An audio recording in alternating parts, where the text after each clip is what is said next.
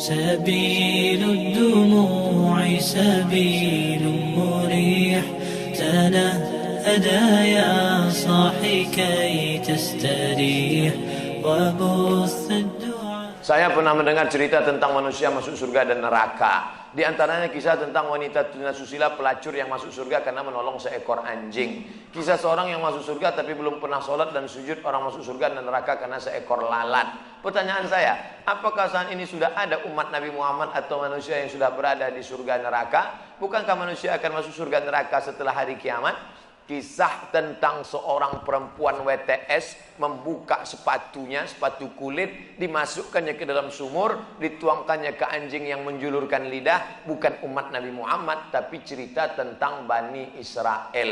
Allah mengampunkan dia dan dia akan masuk surga. Apakah di surga itu sekarang sudah ada orang di dalamnya? Nabi Muhammad dulu masuk ke surga untuk apa? Meninjau-ninjau, menengok-nengok.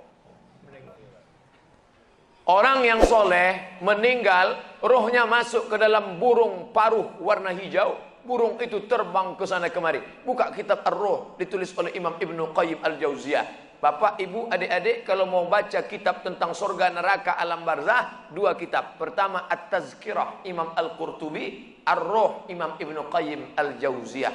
Ada orang-orang dibawa singgah ke surga jalan-jalan. Ini pemukiman, real estate, rumah mewah. Nanti akan ditempati 1 Januari 2018. Tapi sebelum itu orang boleh jalan-jalan, nengok, survei-survei dulu.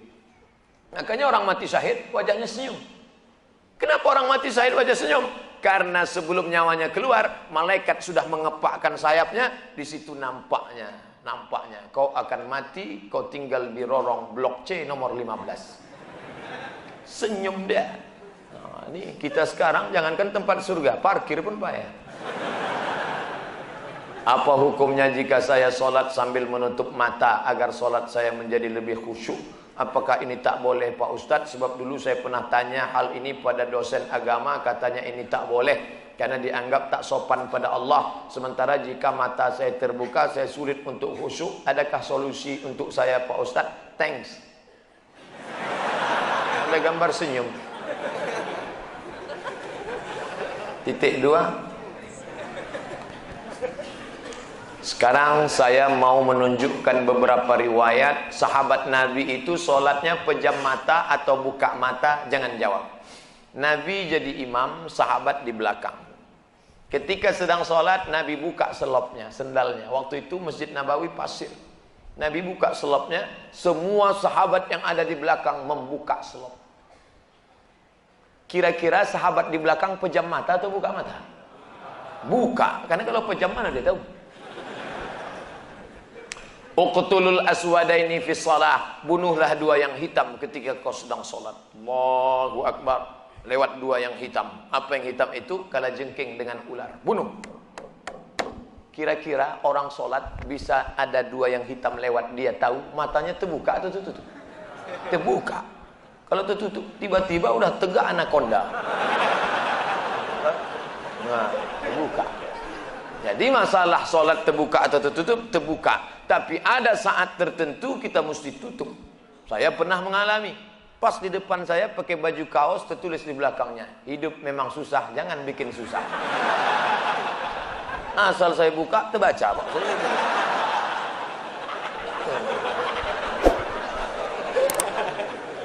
Jangan sholat ke masjid pakai baju bergambar-gambar, bertulis-tulis, pakai baju polos.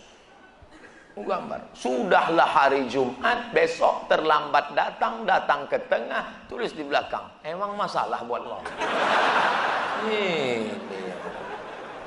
Kita bukan cerita sah tak sah, tapi efek pengaruhnya terhadap ibadah. Bagaimana pandangan Islam yang baik dalam mencari pendamping hidup seorang istri? 4 orang Pak Ustaz, sifatnya 4. Tungkahul mar'atu li arba', perempuan dinikahi karena 4. Apa yang pertama? 5 liha, karena kaya. Kenapa kau nikahi dia? Gimana lah Pak Ustaz, ku tengok cincinnya 3 biji. Kaya, tak salah. Wali hasabiha, kenapa kau nikahi dia? Keturunan Pak Ustaz, darah biru. Payah kemarin waktu cari donor darah, biru darah. Yang ketiga, wali jamaliha, karena cantiknya. Rambutnya bak mayang terurai, pipinya bak pauh dilayang, alisnya bak semut beriring, bibirnya bak delima merekah. So sweet. Walidiniha, karena agamanya. Fazfar bidzatiddin, pandang karena agamanya. Kau nikahi karena sukunya. Berapa banyak orang melanggar pantangan suku, dipecat dari suku. Kau nikahi dia karena kayanya, hartanya hilang melayang, kau tak suka lagi. Kau nikahi karena bentuk rupa, perempuan bagaikan bunga, kuntum mekar, setelah itu layu, semuanya layu, dia akan berubah. Nikahilah karena agamanya. Ustadz Somad, ya, saya mahasiswa Ustadz dulu, ya. Bisa, saya udah tamat kuliah Pak Ustadz, mantap. Udah kerja Pak Ustadz, alhamdulillah. Belum nikah Pak Ustadz, nauzubillah. Bisa Ustadz carikan yang ada 4-4-nya Pak Ustadz. Kalau ada 4-4-nya ngapain untuk ente? Man talaba akhan bila aibin baqiya bila akhin. Siapa mencari kawan yang tak bercacat, seumur hidup tak akan berkawan. Menikah bukan mencari kesempurnaan, menikah menutupi segala kekurangan. Semenit setelah akad, mulailah kau nampak segala kekurangannya. Kurang cantik, kurang tinggi, kurang putih, kurang mancung, kurang. Maka setelah nikah, kau tutupilah segala kekurangannya. Setelah dapat, inilah dunia akhirat Pak Ustaz. Jangan lagi matamu liar kemana-mana. Kalau laki-laki sudah menikah, nampaknya perempuan cantik di jalan, pulanglah ke rumah. Apa yang ada pada perempuan di jalan itu, ada juga di rumah. Walaupun bentuknya agak lain sedikit. Bagaimana Ustadz menjaga kesehatan begitu jadwal padat? Tadi masuk WA ke sahabat kita, apa kata dia? Kalaulah Ustadz Somad itu made in Jepang, sudah lama rontok. Lalu apa yang Ustadz minum, apa yang Ustadz makan? Semuanya doa jamaah. Cobalah tengok di YouTube, di Twitter, di Facebook, di BBM, doa jamaah. Amin, amin, amin, amin, amin. Semoga Ustaz sehat, semoga Ustaz istiqamah, semoga doa menumpang tuah pada doa, mulut-mulut, tangan-tangan yang soleh. Mudah-mudahan kita bersatu dalam kebaikan insyaallah. Berapa takbir Idul Fitri Pak Ustaz? Berapa hari? Dari mulai tenggelam matahari sore, petang, malam takbir, sampai sore tanggal 13, 10, 11, 12, 13. Allahu Akbar, Allahu Akbar, Allahu Akbar. La ilaha illallah, wallahu akbar. Allahu Akbar, walillahil hamd. Sampai jam 2 malam suara tak serak-serak. Begitu ditengok, rupanya flash disk. Janganlah flash disk, orang lah. Ini banyak nanti flash disk ini masuk surga. CD masuk surga, flash disk masuk surga. Dilatihlah anak-anak muda kita. Latih anak-anak muda. Nih, takbir bukan cuma di masjid. Selama 4 hari itu takbir. Anak-anak, ibu-ibu di rumah sambil masak opor, masak rendang, masak gulai kambing. Allahu Akbar, Allahu Akbar. La ilaha illallah. Garamnya kurang. Apa yang membuat Ustadz tetap istiqomah berdakwah dari masjid satu ke masjid lain? Bukankah Ustadz sudah ada tawaran TV swasta untuk mengajak Ustadz mengisi acara di salah satu stasiun TV yang kita semua sudah tahu kalau tampil di TV bayarannya besar. Dia mau saya harus ganteng.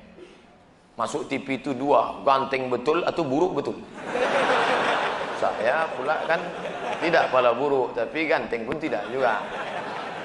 Pakaian itu harus begini, harus begitu. Nah, itu yang tak bisa. Tapi yang paling berat ini jadwal. Jadwal harus gini. Saya tak bisa jadwal. Saya sudah penuh sampai 2018 Idul Fitri. Saya sudah. Nah, nanti setelah itu barulah kita masuk ke TV-TV. Kok muat? Apakah memang ada hadis yang mengatakan tidak kujamin umatku 14 abad akan datang? Seandainya di sini memang ada, apa yang tidak dijamin? Syafaatnya atau ibadahnya? Mohon pencerahan. Tak ada. Nabi jangan berkecil hati hidup zaman sekarang. Apa kata Nabi sallallahu alaihi wasallam? Al ibadatu fil haraji kahijratin ilayya. Siapa yang tetap istiqamah beribadah padahal waktu itu banyak fitnah-fitnah, sama macam berhijrah bersama Nabi Muhammad sallallahu alaihi wasallam. Jadi jangan mengutuk nasib. Mengapa aku hidup di abad sekarang ini? Kenapa tak hidup zaman Abu Bakar, Umar, Utsman, Ali? Kalau mental model ini, hidup zaman dulu pun jadi Abu Jahal, Abu Lahab. Jangan berduka. Anak-anak muda, kalian yang banyak godaan, justru hebat. Ini anak-anak muda yang datang malam ini luar biasa. Tadi udah ada yang ngajak ke karaoke, ada yang ngajak ke night club, ada yang ngajak main gaple, ada yang ngajak dangdut. Dia tolak itu semua. Maka sama macam hijrah bersama Nabi Muhammad SAW. Tuh, bro, kita gimana karaoke malam ini? Tidak, aku mau ngaji ke sana. Ada Ustaz Somad datang. Itu. Setelah, jadi gimana? Pulang dari sana kita.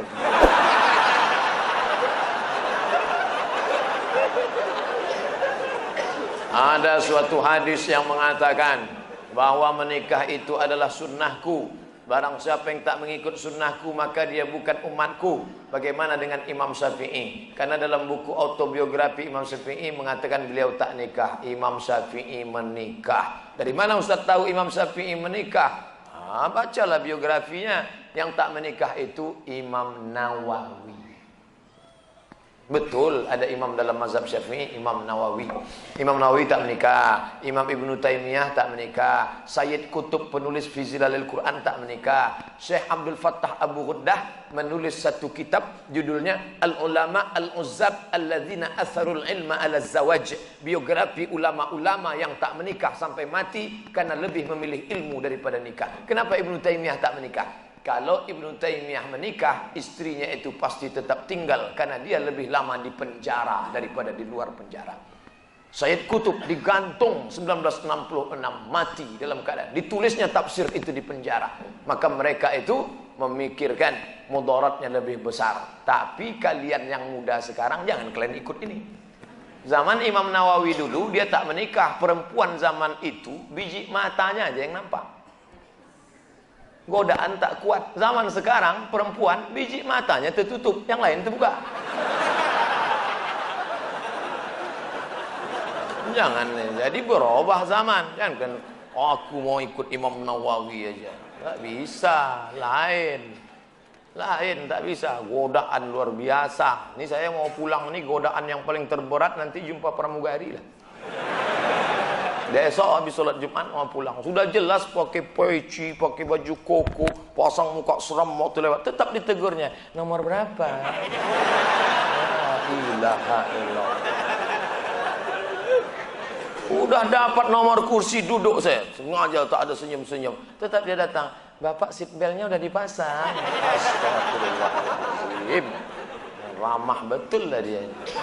Silap pula lama-lama.